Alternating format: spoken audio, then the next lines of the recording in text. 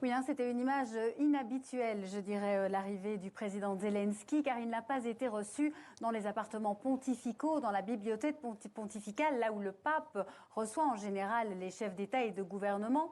Non, le président ukrainien a été reçu dans une salle non loin des appartements privés du pape François, qui réside à la résidence Sainte-Marthe.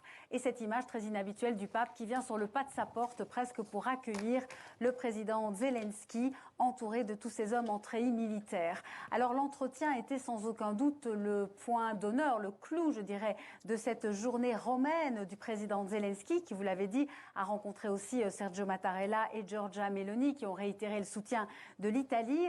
L'entretien avec le pape François a duré 40 minutes, ce qui est quand même beaucoup, et a sans doute tourné autour de cette mission réservée de paix dont le pape François avait déjà parlé lors de son retour de son voyage en Hongrie le 30 avril dernier. Alors on le sait que le Vatican essaye de construire cet embryon de plan de paix. Sur le contenu, évidemment, rien n'a filtré. Le seul communiqué qui est arrivé de la salle de presse du Vatican parle d'un entretien qui a parlé des problèmes humanitaires et politiques de l'Ukraine. Une autre façon de dire qu'on a parlé du conflit, mais sans évidemment mettre le nom de la Russie dans le communiqué de presse. On sait que le pape essaye vraiment d'ouvrir les portes de la paix.